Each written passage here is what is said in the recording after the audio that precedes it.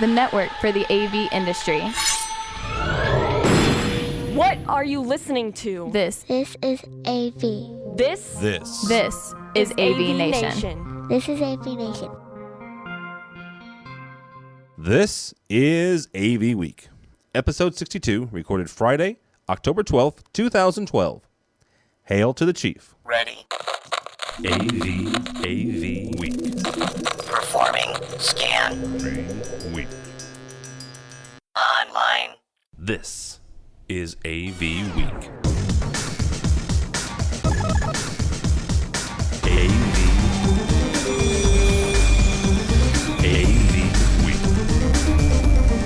It's time for AV Week, your weekly wrap-up of audiovisual news and information. My name is Tim Albright. I am your host. Thank you so very much for joining us. This week we have Stephen McKay. He is the Vice President of Sales from IAVI. How are you, sir? I'm very good. Thank you for inviting me back, Tim. It's great to be back on your show again. Absolutely. And also with us this week is one of my buddies from the EdTech podcast that we do. His name is Greg Brown. He is the Media Systems Engineer for UCLA. How are you, sir? Hello, Tim. Hello, Stephen. Always a pleasure to be here on the big show. Okay. All right. This week we're going to talk about as opposed to the Ed Tech, with the little that one. That's a big show too. I mean, anyhow, this week we're going to talk an awful lot about InfoComm, everything from AV Week, which is next week, not the podcast, but the actual real AV Week, the celebration. InfoComm going all over the world, the international part, I guess, of InfoComm.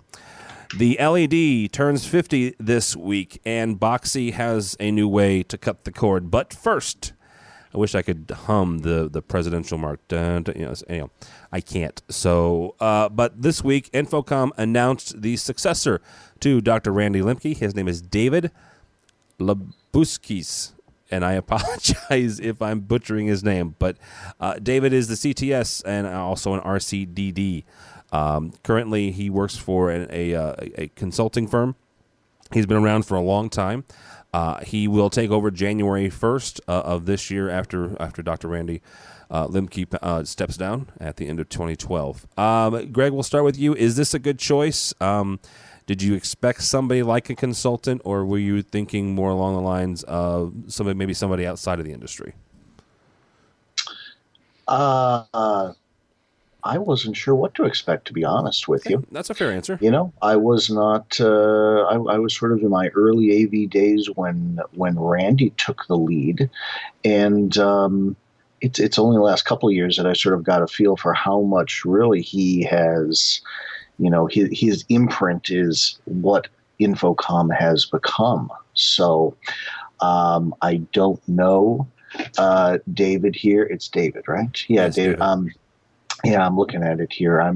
Don't know David, and I'm not familiar with his company either. But it seems like a good choice just based on his background and what he has done. He seems like a smart AV guy, which is, probably a safe choice. So welcome and good luck. Stephen, this guy he used to be president and CEO of something called Premier Technology Services. It's a software and design consulting firm.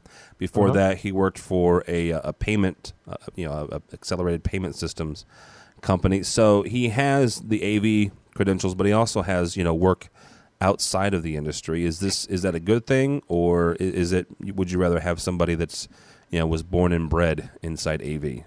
No, I think it is a good thing. I think to have other experience and bring that to the table is the way to go. And just first of all, I just want to thank Randall Lemke for all of his services involved.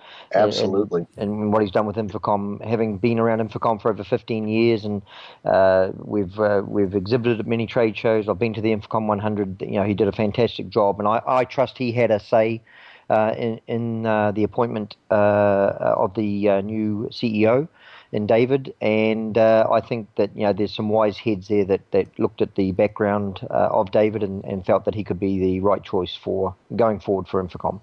Absolutely. So yes, welcome, David, and we'll look forward to seeing you next year at all the different InfoComm shows, especially the one in there in Orlando in June. So.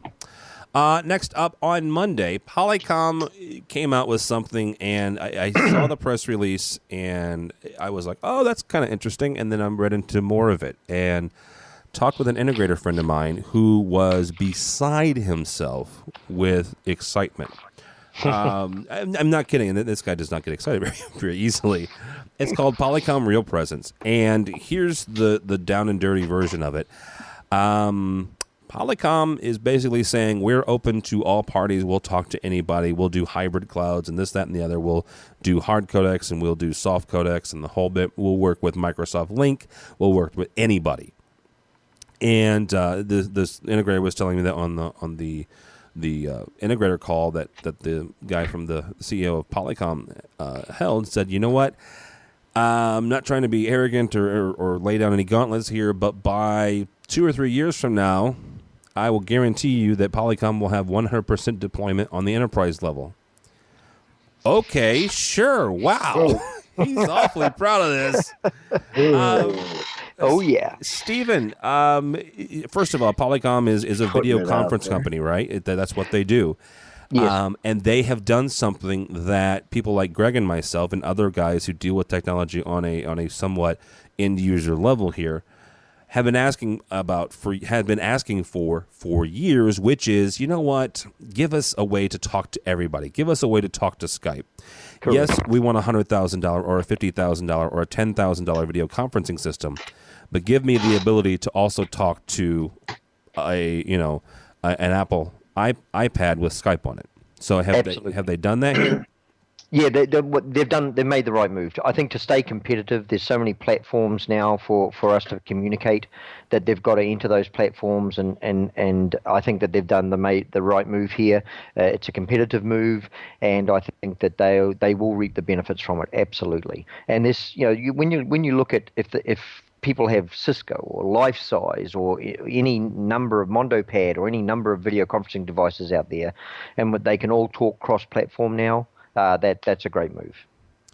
Greg, is this something that makes you, as a technology manager, want to spec more Polycomm? Because then it doesn't matter what anybody else brings in, you can connect to it. I don't know whether want to so much as they're probably putting themselves in the position where, if they play this right, why would you go anyplace else? I mean, when I read this, I was thinking about all the buzz we heard.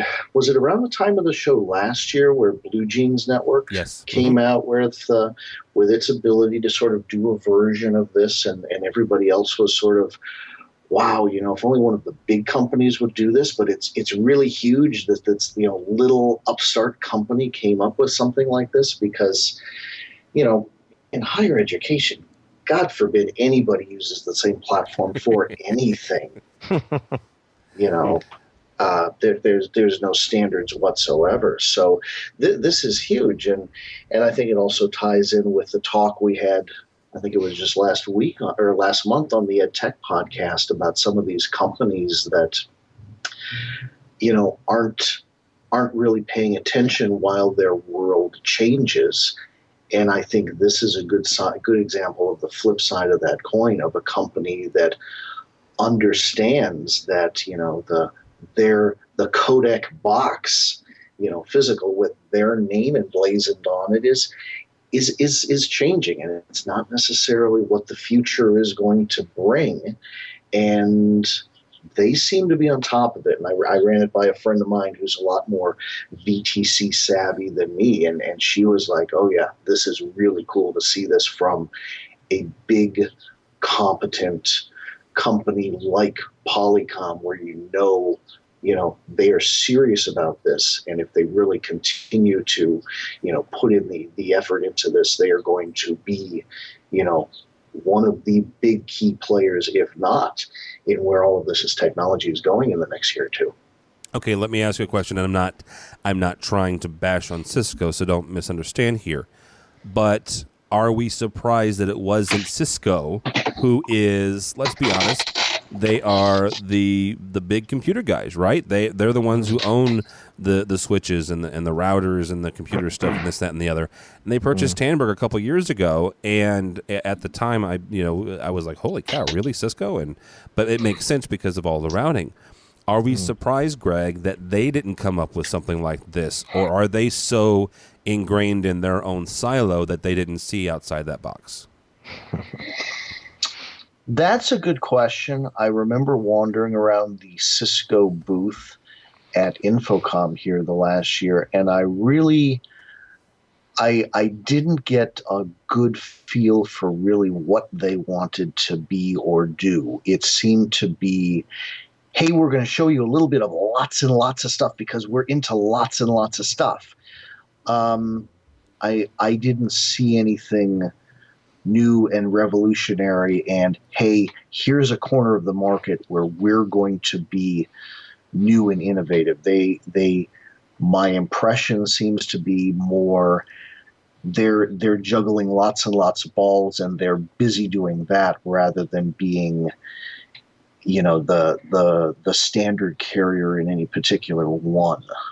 When you started mentioning their own silo, I would say, Tim, definitely involved in their own silo. Polycomm main focus is video conferencing. Yeah. They've been doing it for years. They develop it. Right. Cisco go ahead. They buy Tandberg, and they all of a sudden now we're in the video conferencing business. How much research and development have they put in since the Tandberg name went away? Who knows? Little old company like InfoComm, who came out with their Mondo Pad, which has a PC on board. You can use either the platform that they have and take any bridge on that you want, or you can use the Skype that's part of the Windows PC that's on board. So Cisco's huge. It's not their main focus. Companies like Lifesize, Polycomm, people like that, I think, are the ones that are putting the main research and development in. That's good. That's a good thought. And that was my one concern is the wrong word because I didn't own Tandberg. I didn't have a stake in it, but that was my one concern when Cisco did buy Tandberg. It's like, oh well, now they're a Cisco property. Right. We haven't seen any new Tandberg product Tandberg because they don't exist anymore. Well, I mean, it's. I looking at it at the show, it was largely the same C series that 10 Ciscoberg had before. I see what you're saying. So in other words, that Cisco hasn't developed anything since purchasing them. That wasn't my impression. Like I said, I'm not uber VTC heavy, but I have not seen that line change much. And I would agree with that because the last really cool thing I saw from Tandberg as they stood alone. And that was 2 years ago. It was right after InfoComm 2011 that happened. So actually, the last time we were in Orlando was the last time Tandberg was their own deal. I believe, at least. It was these great giant blades that you could add multiple connections upon connections upon connections, and they had this pretty substantial wall that I want to say it was 12 or 16 connections together. It was very impressive. I had no use, I didn't have a use case for it, but it was very impressive. But I saw something very similar this past year in Vegas. Yeah. When it comes to video conferencing too, one of the trends, just it's still on the topic of video conferencing, but one of the things we're starting to see, Tim, is a couple of the panel guys are starting to push VC again. LG would be one. They're really starting to push their video conferencing, and when I say push it, they're trying to get us to push it and make a move on it. I'm not sure where Sony's development is going with the VC, but they're still making some noises on it. So it's one of those topics that seems to be coming to the surface again. Video conferencing, so it'll be interesting to see where it goes. Do you mean like they're pushing their own integrated video conferencing, Stephen? Yes, or codec, or whatever. Yeah, well, the Mondo Pad. Have you seen the Mondo Pad? I've not. Awesome product. Really, awesome product. It's an awesome product. It really is. Everything's inbuilt, and obviously, you've seen it, Greg. So it's an awesome product, and it's all inbuilt. It's simple, but it's cost effective. It's got a panel, camera. Everything PC all built in, and it's so cost effective. It's incredible. I'll be very honest. And that's what people are going for these days. Every time imagine an iPad, but in a 40-inch wall mount Holy monitor. cow. Or But- 55 inch. Is it 55? I thought it was. 55. No, it's 55, and they've got a 65, I think, coming up shortly. Wow. Really? Yeah. Oh, okay. Right. I didn't know about Yeah. the new sizes. Yeah, new I know size coming Sharp up. is a big one, but okay. Yeah. That's why Yeah. we have Steven on. He does this cool stuff like that. Yeah, I hope I know some cool stuff. No, I see. I haven't messed with it. Every time you say MondoPad, I think of Madero, and I'm Yeah. often Amex land. So Yeah, go on YouTube. There's a lot of stuff on MondoPad on YouTube. Have a look at it. It's a cool product. awesome. All right, delving slightly into the residential area here for a second, guys. One of the things that we have talked about multiple times over the last year or so is cord cutting and content management and online content. Not for nothing, but that's kind of what we do is make online content. But also it not only affects the home market of AV, but also the boardrooms and Greg and I's area, which is education, because you have somebody that has an iPad and they want to be able to show what's on their iPad in their classroom. Enter in, if you will, please, the Boxy TV, and this was something that has been developed over the past few years. The Verge, we'll put a link on the website, has obtained copies, quote unquote, of this interesting little box. This specific one, which is why I bring this up, not only does it have an HD TV antenna, so let me lay this down for you. You can have access to internet content, meaning YouTube and Hulu and various other, Vimeo and other video sites. But you also have an HD TV tuner. In other words, you can watch over-the-air television in your local area. Here in St. Louis, I can watch Channel 5, which is the NBC affiliate, in HD. And then it has a DVR. So, Stephen, first of all, I think you guys should distribute this so I can buy one. Already called them, Tim. It's already on the books. Second, is this, Special discount. special, right? yeah. Guys like, not just Charter, which is the St. Louis version of cable, but, Comcast and Time Warner have to be shaking in their boots, but so do guys who like the Scientific Atlantics and the Motorola's of the world, who make most set-top boxes, have got to be looking at these guys going, what the heck are you doing?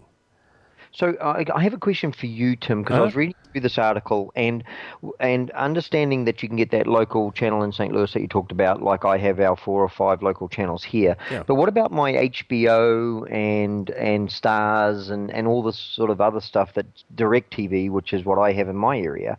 Where does that come from? Where does that go? Or do I have to have 2 set-top boxes, one acting as the PC type scenario like this one, if I'm doing YouTube, Hulu, and all this other stuff, and then my DirecTV for the HBO and stuff? Is that what's happening here? Or well, yes and no. You can certainly do that scenario, right? You can still have. You wouldn't use this specific one for because it has over the air, because you're already getting that with DirecTV or Dish. But this is kind of for that person who really wants to cut the cable cord, right?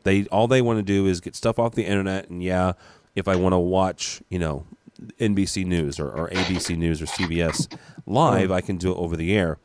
Mm-hmm. If I want to get Game of Thrones, which is a huge thing on HBO, or Dexter, which is a huge thing on Showtime, you have a couple of different options, right? You can get an Apple TV and buy those seasons, right? And so those are released over the internet, and you can watch them there on your set-top box. Now, whether or not Boxy has access to the Apple version of that they don't, so you'll have to get another device for that. But they would have subscriptions if you wanted to buy, an HBO to go subscription. If HBO ever made that available exclusively online, that would be an option.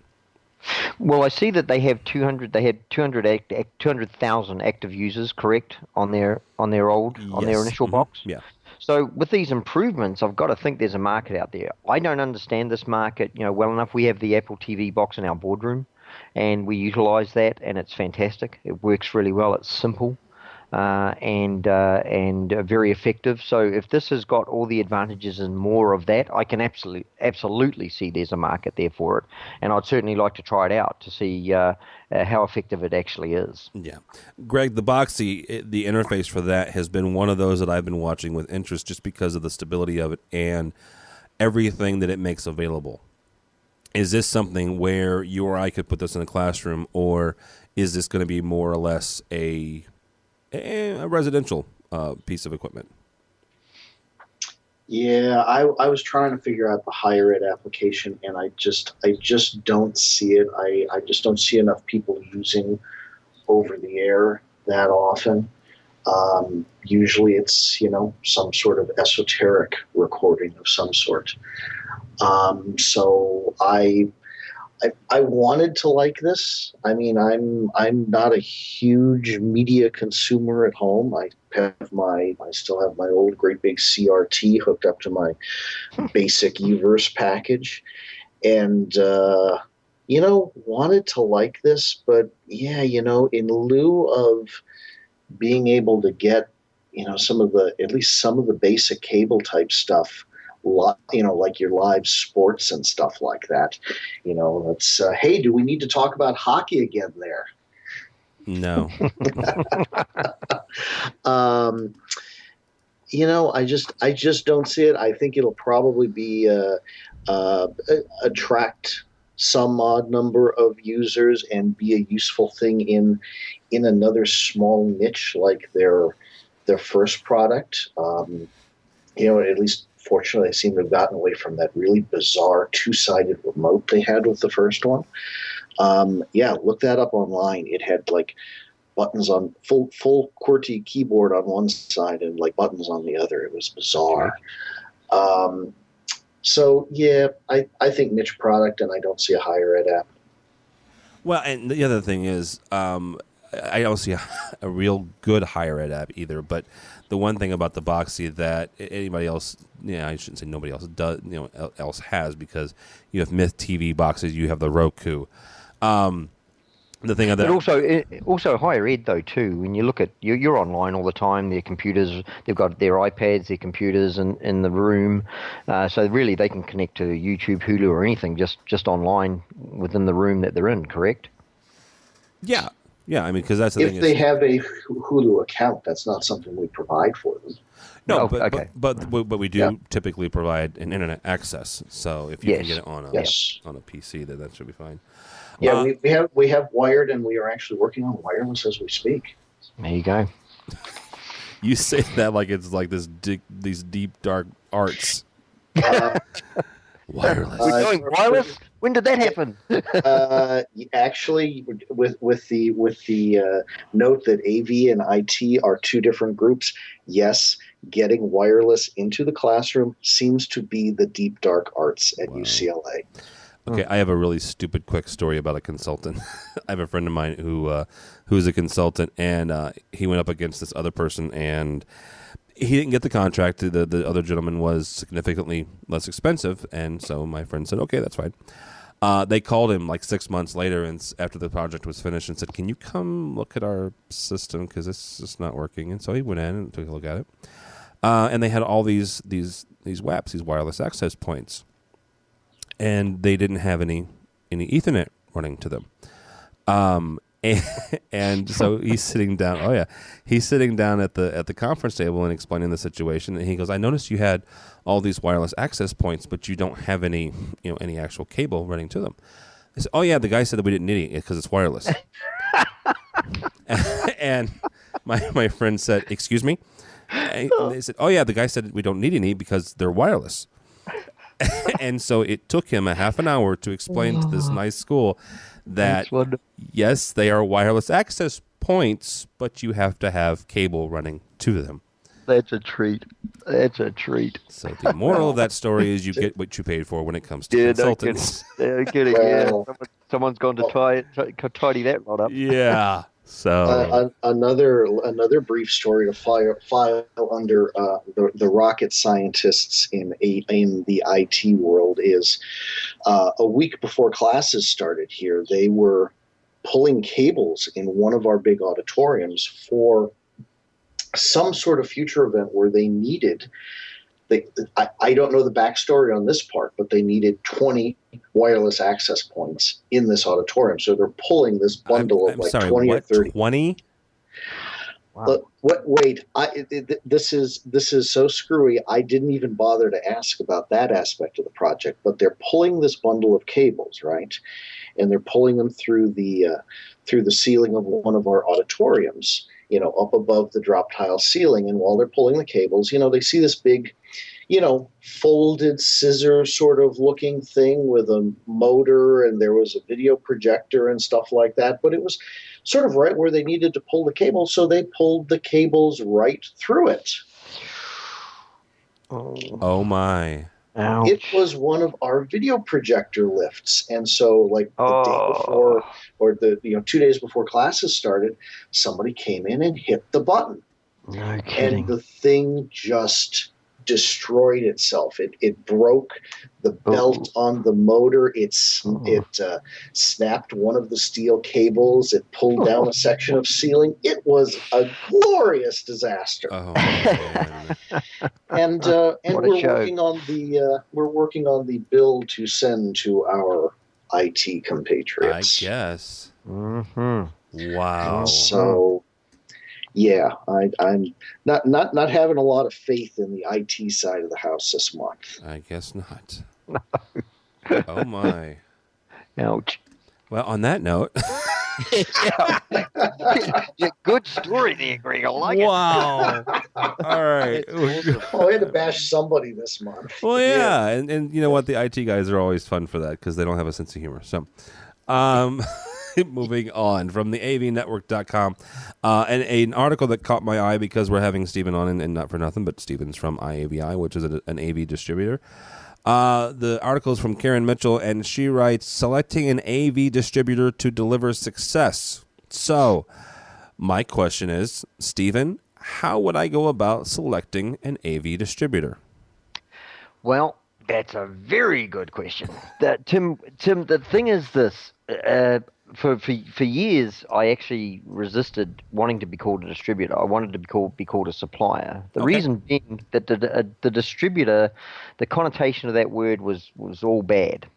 It was like, oh, we can't go direct. You're shoving us through distribution. Thanks very much. And it was like, really? No, it's not that way at all. And it's changed over the years. And I'm glad that, I'm so pleased that Karen wrote this article. And please, if you get a chance, people have a read of it.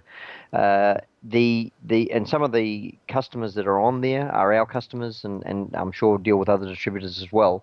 But the deal is this: anybody that resells, that's where we can assist you as a distributor.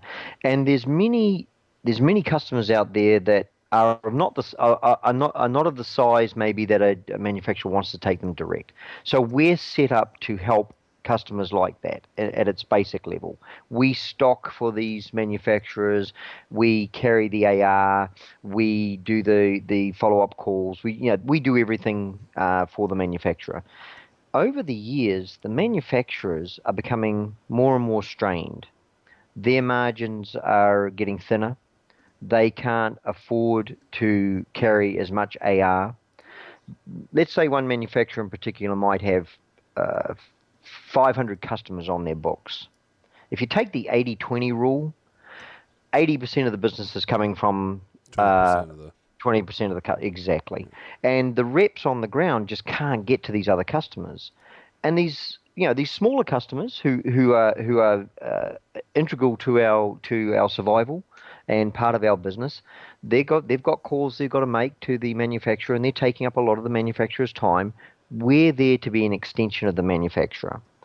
The other thing is, manufacturers will give volume incentive rebates, MDF funds, all that sort of thing based on volume. Well, if we can do that volume, we can then pass that benefit on to the integrator, the reseller, a benefit that they might not be able to reach because of their volume.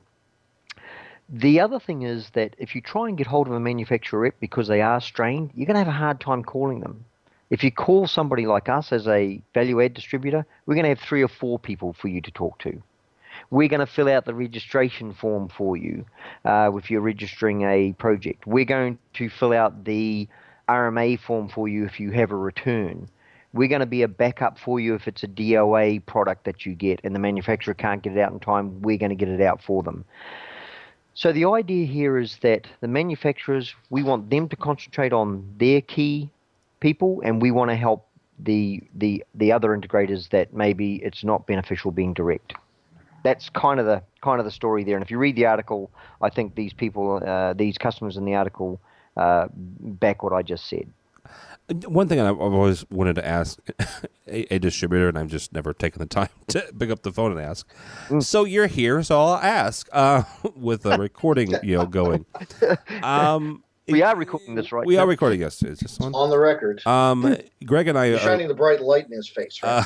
Greg and I are both education guys, right? And for most people, we would be considered, I'm not going to say end users because I'll have integrator friends of mine argue with me back and forth because technically, we're not the end user because we're not the professors, but we're the end user because our colleges are the ones who who purchase the final thing.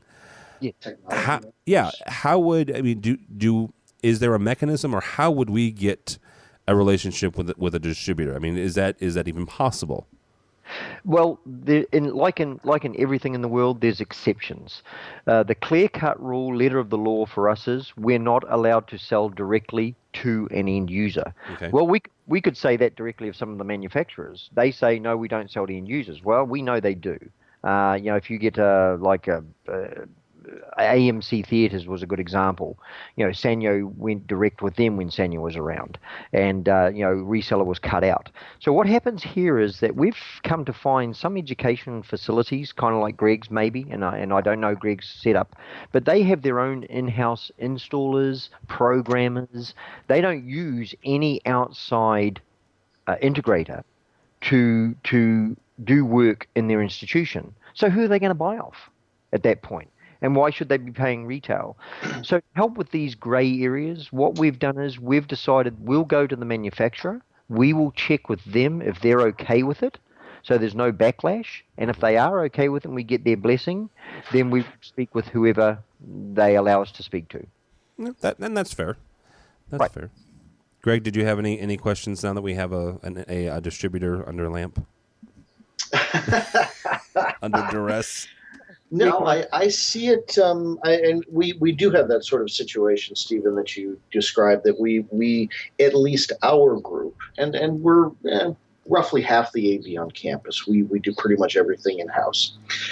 And, we've sort of been going the other way, it seems. We would buy from resellers, and, we have a purchasing department who will line them all up and beat them, into submission and get, terribly discounted off of retail pricing. So we never had to deal with getting things at retail.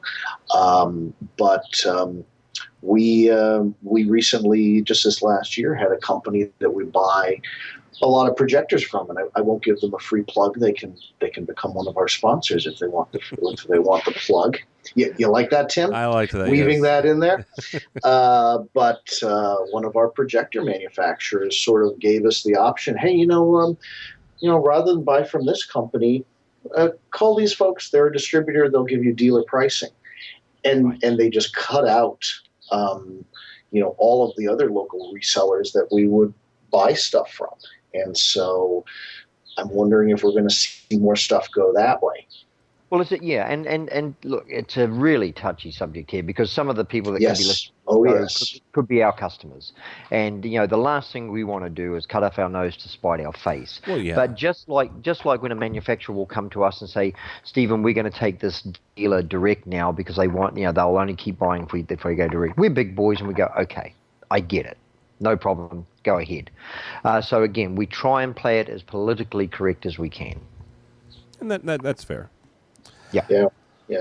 You are listening to AV Week with Stephen McKay from IAVI and Greg Brown from UCLA. We're going to step away for us 1 second here, guys, and talk with Don Meade, Steve Greenblatt from Control Concepts, and Mr. Matthew Silverman from George Mason University. How are you guys? Good. Great. And welcome. Thank you. Good. Dawn, explain to us real quickly, because I've never been to an InfoComm 100. What is it, and why is it important? Well, this is the first one that I've been to. My understanding is it's an invitation-only group of, as InfoComm says, 100 top thought leaders in the industry and relating industries, and they bring us together to examine one topic that's of importance each year to the industry or going to be of importance to the industry. And we sort of review that topic in depth over a course of a couple of days and try to come up with how it's going to impact our industry and where we can go from here. All right, Steve. So can you tell me what the one, is that against the rules? Can you tell me what the one topic was? Sure. We talked about the smart building imperative this year, which basically is taking what we do to the next level, incorporating building controls and completing the picture, going beyond AV. No, that makes sense. And Matt, you're a big control guy and integration guy when it comes to George Mason on your campus. Is this something already in line with what you guys were doing and what others that we've talked to about already were doing on their campuses and also in their buildings, where they're trying to integrate everybody from Johnson Controls to Trane to the lighting to the AV systems? Well, I think Steve mentioned this is kind of the next step for our industry as a whole. It's not something that we've started getting involved in yet, but it will definitely be on our horizon in the next couple of years. And this is really kind of looking out. It's really a short-term project. This is not mid-term. This is not long-term. This is really, I think, the next great challenge we have as an industry as we try to become more of the glue in the solution that we provide to our clients and customers. Very cool. All right. One more thing, you guys. Where are you exactly? Where are you? Where's InfoComm 100 this year?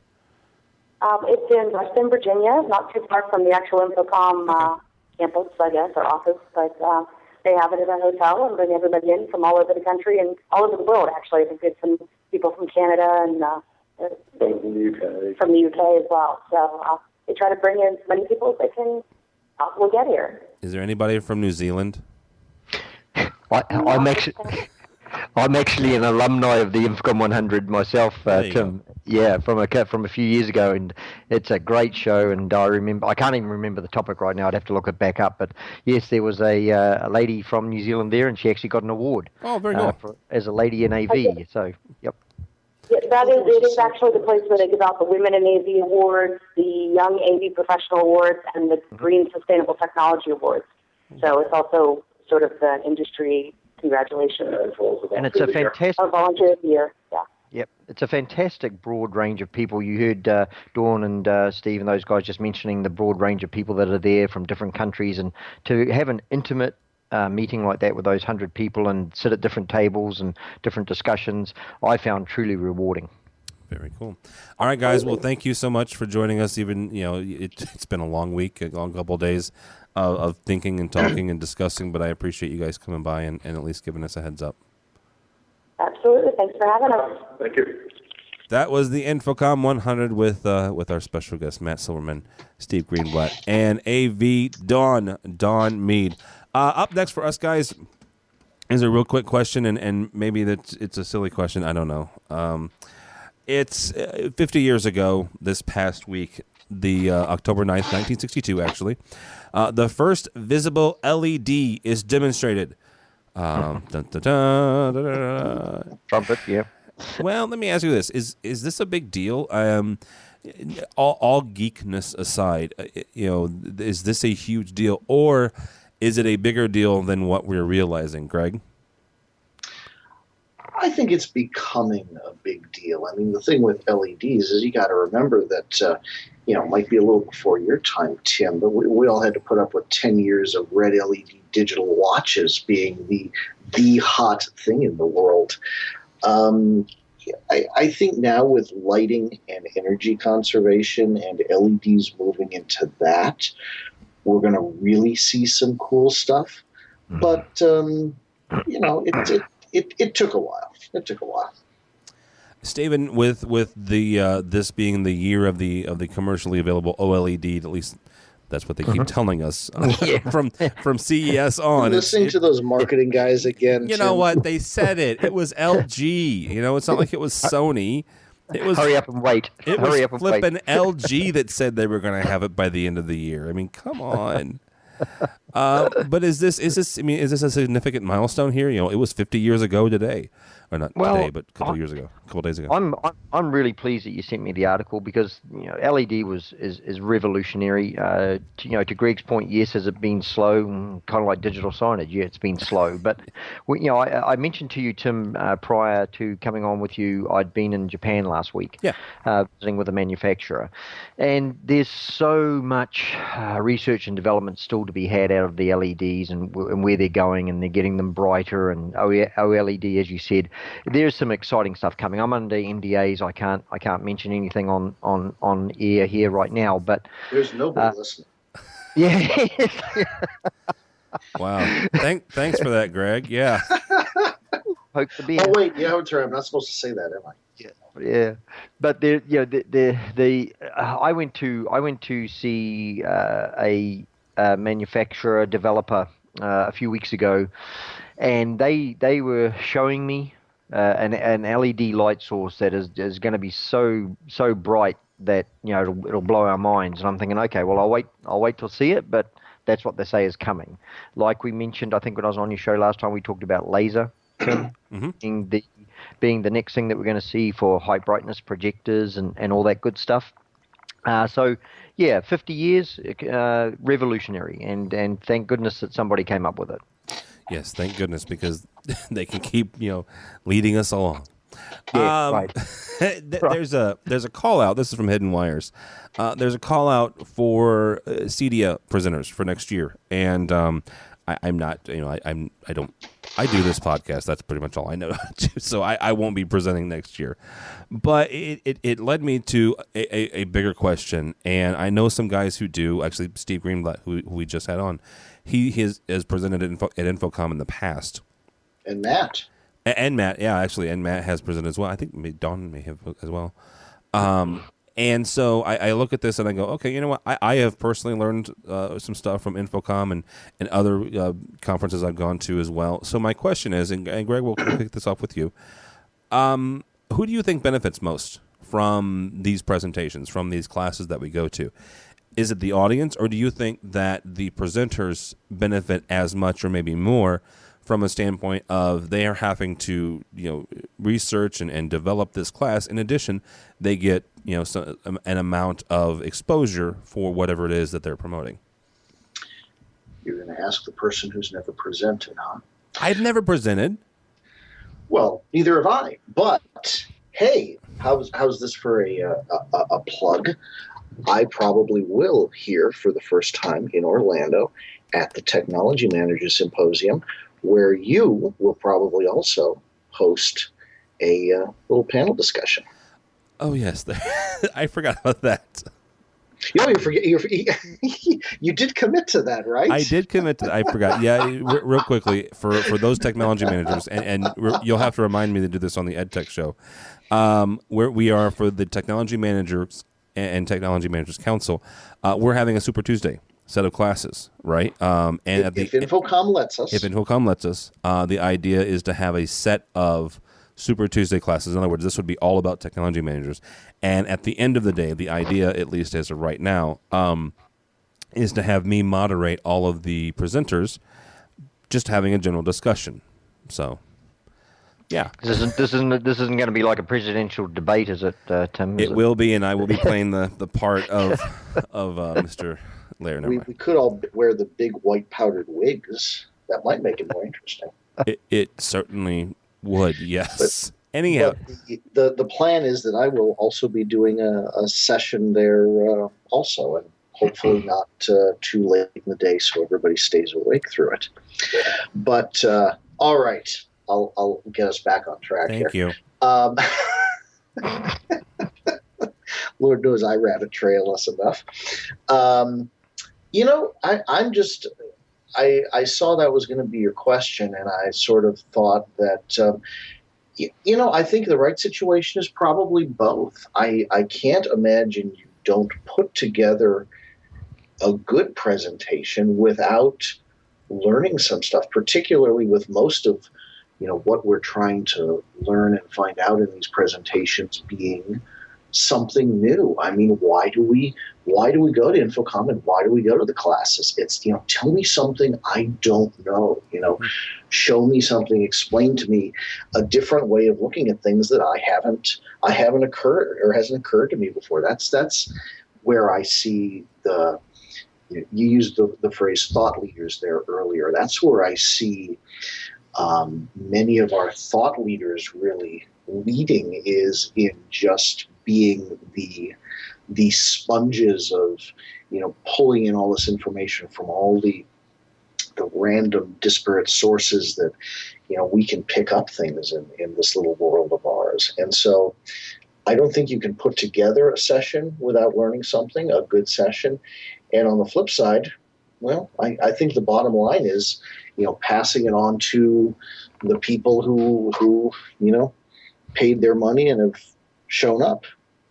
So I would think it would be both. Stephen, do you think it's both? Like Greg said, that it's both of them that benefit from this, both the presenters and the people attending the classes? My spin on this one, Tim, is this. What I see so often is I see lots of poor presenters. And if you have a poor presenter who's not trained, I don't think that anybody in the audience benefits from that.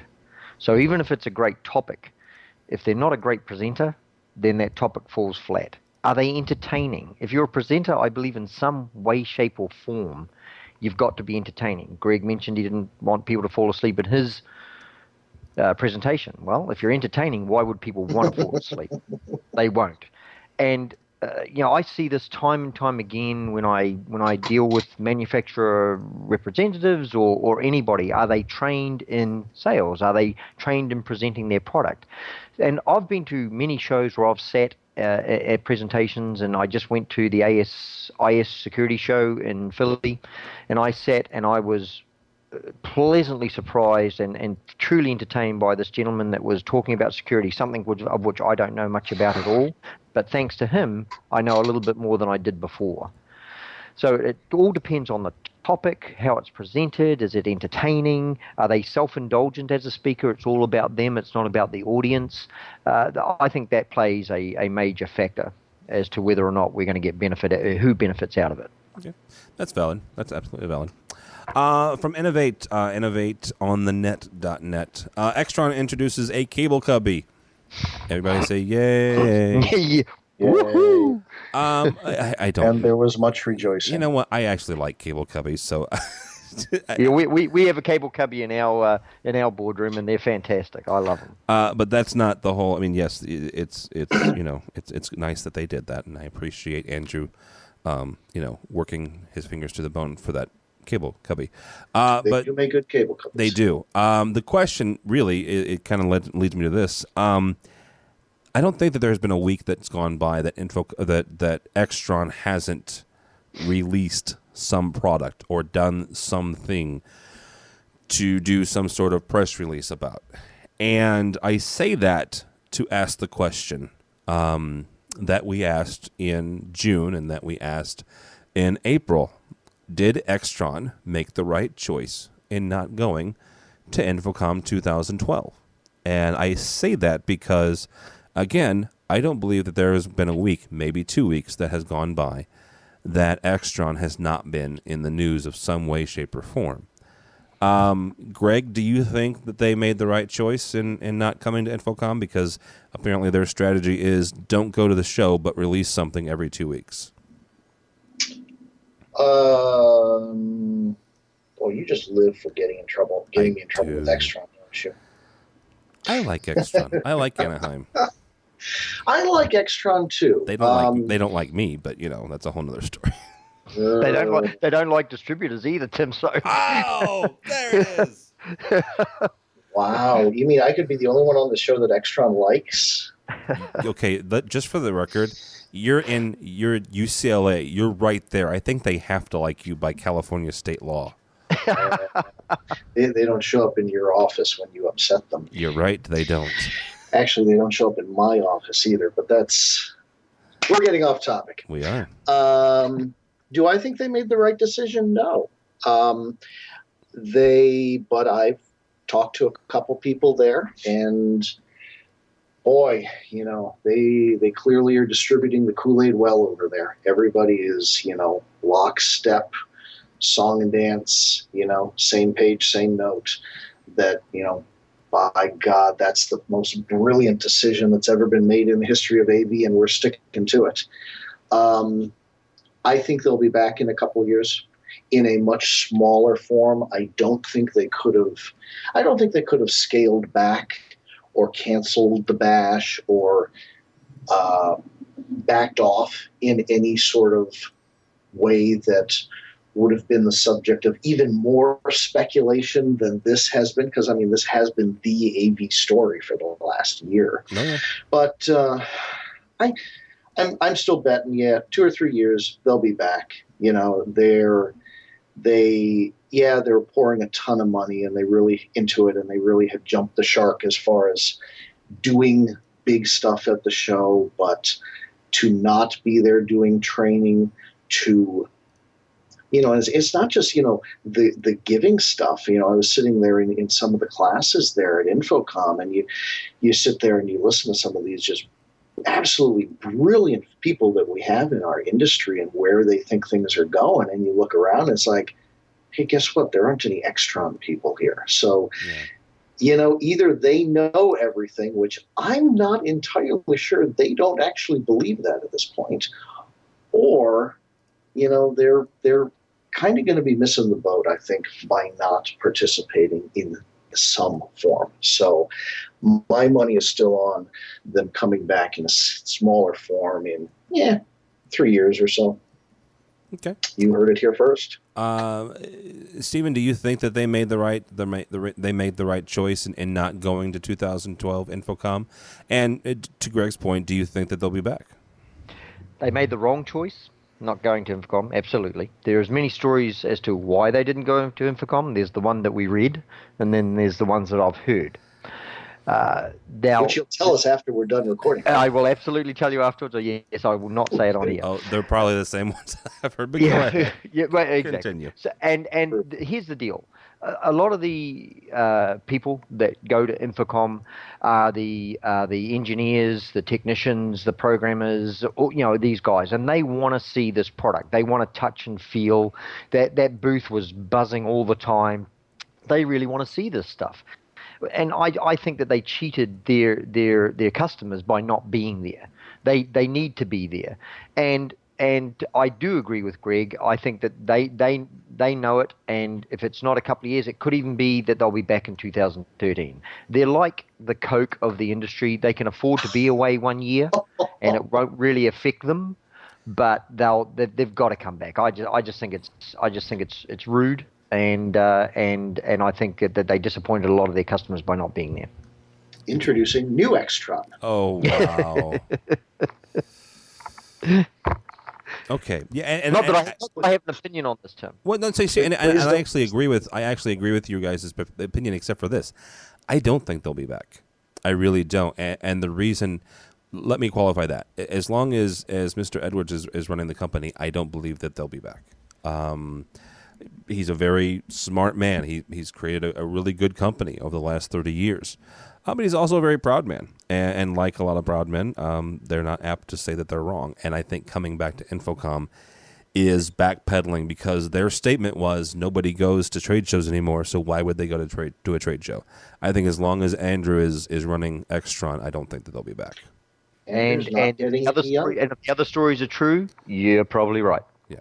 So. Andrew's not getting any younger. And, right now, I'm not sure that they are set up to survive the transition.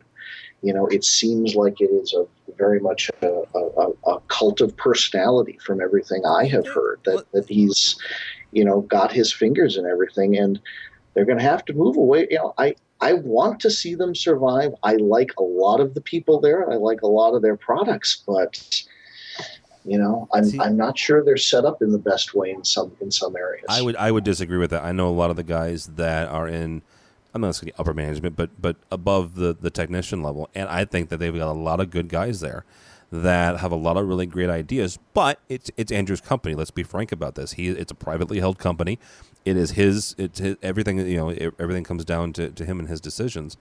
And I'm not here to second guess those decisions. I'm just saying I think that once he does retire, and however, from a corporate standpoint that takes place, whether or not he sells them to somebody or there's a group of the guys that are currently there that buys him out, or however that happens, I think that they're set up, as long as they keep the same guys, the same team, I think that they'll be set up rather well. I still don't think... Go ahead. Is Kramer going to take them over? Oh, good Lord, no. Oh, gosh. No. I would see a similar situation with what happened with AMX and an auto patch. Somebody else coming in that maybe Alternex auto patch. Yeah, something like that. Yeah, something like that. I'm not saying don't misunderstand. I'm not saying AMX is going to buy Extron, but I'm saying a company that size who sees value, who maybe doesn't do what Extron does. Sure. But maybe has the capital and has the wherewithal to absorb them. And look at what Milestone have done with Draper and all these music companies are making. It's too difficult for them and Rexus. It's too difficult for them to open their own divisions of that stuff. So they incorporate, as you say, they got the money to do it, and they can incorporate that into their business by buying it. Why not? Yeah, why not? And it makes sense, and it keeps, and they may very well. Keep them separate. They may keep Extron and the original company separate, or not. I mean, there are benefits of going both ways. Well, the name's got such a legacy that you'd be crazy to eliminate it initially, but over time it could fade. Who knows? Well, let's Auto Patch had a legacy as well. I mean, I don't know the entire history of Auto Patch, but I believe that they had as long of one as Extron has had at this point, and AMX has fully integrated them now. I just had an auto patch switcher replaced, and it came back as an AMX switcher. So, okay. All right. Last but not least, let's talk about the international part of InfoComm International. Next week is two really important things for the InfoComm community. Number one, it's AVWeek. And really quickly, I'm going to cop to something. We totally borrowed the name AVWeek from AVWeek. The celebration was going on before the podcast, so if they ever decide to come after me, I'm going to have to change the name, I guess. But no, that's seriously, that's why we... Huh? Pay royalties? I could do that too, yeah. We'll pay royalties. But no, that's seriously why we chose the name, because it was a weekly podcast about AV, and it made sense. And there was they were already doing the whole AV Week thing. So next week, the 14th to the 20th, is AV Week. There are several things going on. Everything from something called AV Olympics, which if you do the Twitter thing and you search for hashtag AV Olympics, you'll find different things going on. One is actually at InfoComm's headquarters in Fairfax, Virginia. But the other thing that's going on, and this is the thing that's kind of really got me going, honestly, ever since I had a conversation with Joel Rollins at InfoComm in Vegas this year, is the international part. Next week, they're going to Dubai to do a Middle East InfoComm. In January they'll go to ISE, and they've got several different ones. They have an Australia one, they have an India one, they have a Colombian one. They actually have several different South American and Central American shows that are native speaking shows. They're in Spanish. The one in China is in Chinese, Yep. The one in Australia is in Australian. I think we went to one in Amsterdam. Yeah, we went to one in Amsterdam. I think we sent one of our international team, and they're going to the one in Colombia you mentioned, actually, Tim. And so, what I wanted to ask you guys is this: as an organization that affects all three of us in this industry, how do we help InfoComm grow AV outside the U.S. borders? Stephen? How do we help them grow Or maybe we don't. Let me restate that. How do we help AV, not InfoComm International, but how do we help the AV industry grow outside of our borders?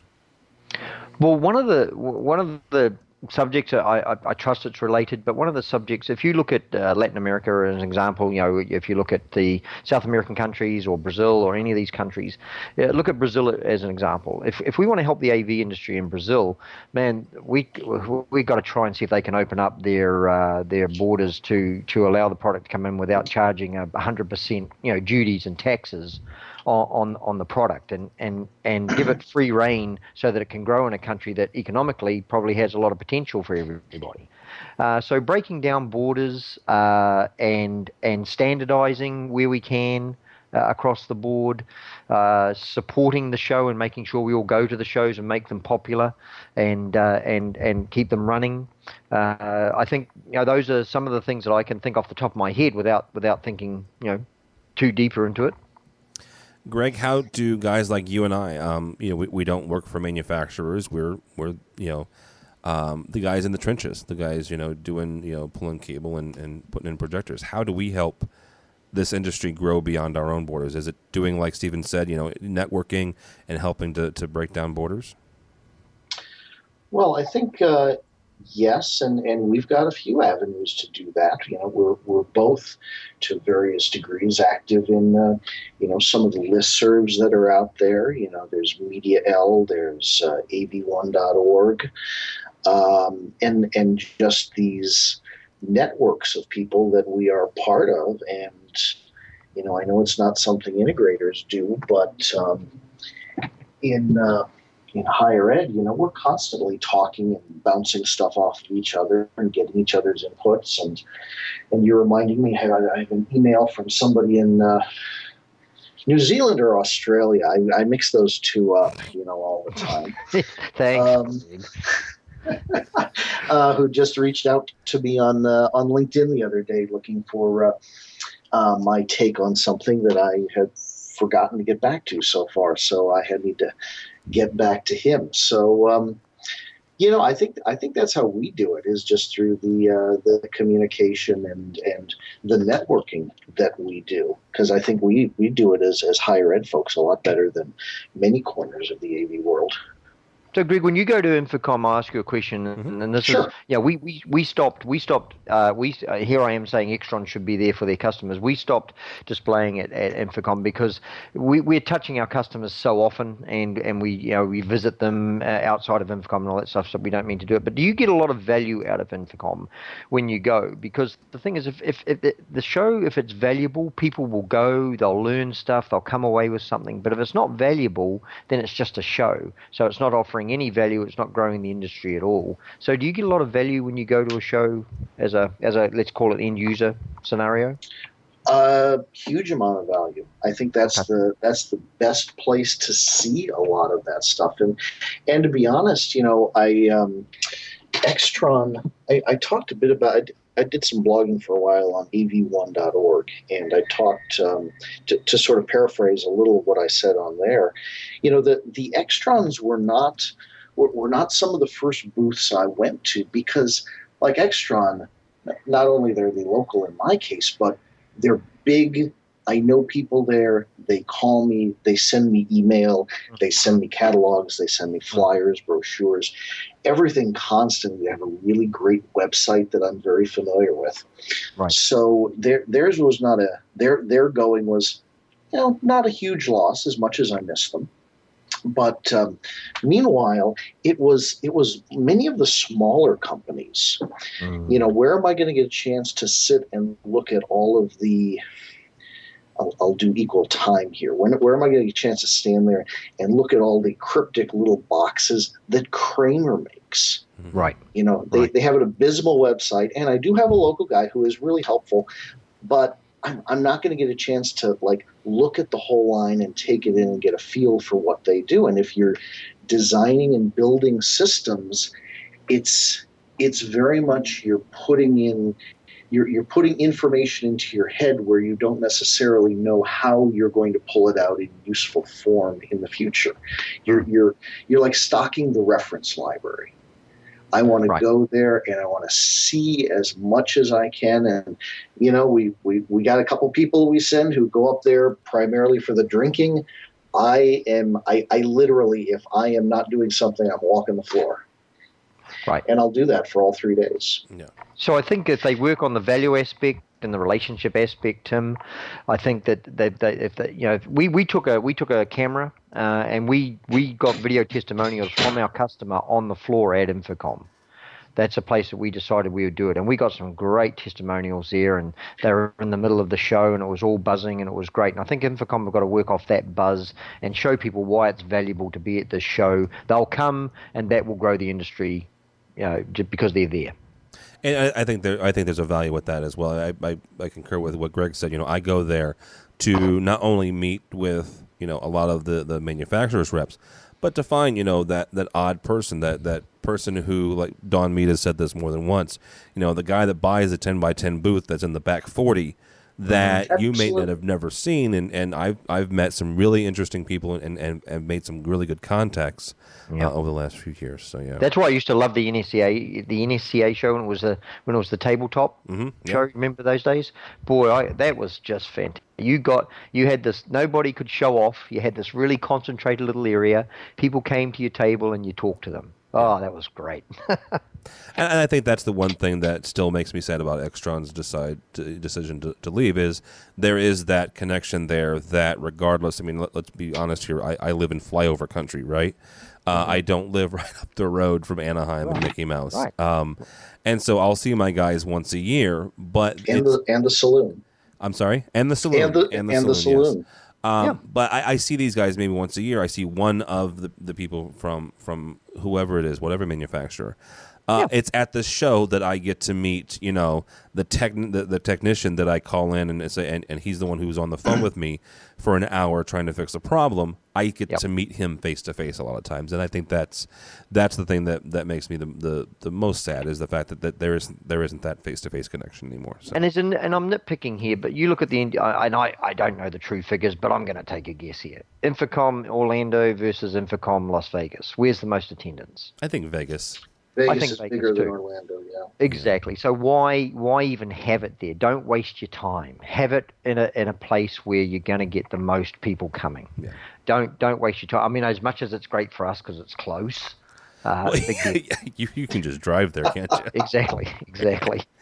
Well, yeah. and I've heard it explained a couple different ways. First of all, you have manufacturers on both coasts. Trying to make it in each time zone. I get that. But don't the manufacturers want to see more people? Really? If I'm a manufacturer, it's offset by I see more people in Vegas. So that's it's kind of sounds like a weak argument to me on their part. But anyway. All right, that right there is Stephen McKay. He's from IAVI, the VP of Sales. Thank you so much for joining us, sir. Thank you very much for having me again, Tim. Where can people find you or about you or just IAVI in general? IAVI.com. If they go there, sir, they'll find out as much as they need to know. I trust. Okay. Also with us is Greg Brown, a fully vested, 100% guaranteed blogger for InfoComm All Voices. I didn't say that you were, you were authorized by them, but you are on their website. So they, my next couple will actually test just how much I can get away with. Goodness, and that's don't all get I'll in say. trouble. All right. He also works for UCLA in my spare time. In his spare time. Where can people find you or find out more about you, sir? Well, you already plugged All Voices, where it's not just my blogging. There's a whole bunch of people who are far smarter and far more interesting than me. It's quite an. The only one more interesting than you is Brad Grimes. So. No, there are some really smart people that are blogging there for them. It was kind of I looked at the list the first time and it was kind of a we're not worthy moment. But no, that's the best place for me right now. I do my blogging there, and if you really need to track me down, I can be found on LinkedIn fairly easily. Okay. All right. My name is Tim Albright. Thank you so much for joining us. If you would like to find more about me, I don't know why, but hey, you can go to Twitter, I guess. That is at TD, Tim David Albright, ALBRIGHT. But more importantly for me and everybody here at AVNation, please go by our website. Our buddy Matt Scott has worked ever so hard on it. It's called avnation.tv. AVNation.tv. You can find this podcast there, as well as the other 4 that we do. We do an education show, which we mentioned, has Mr. Brown on it. Actually also has Matt Silverman, who we had on earlier. We do a DIY show. This past month, they did a special about beer. It's never a bad show when you're doing one about beer. So there's the AV Social as well as the Live Life. So those are the 5 ones that we do. So check those out if you would. AVNation.tv, AVNation.tv. Thanks so much for listening. That's all the time we have for AV Week.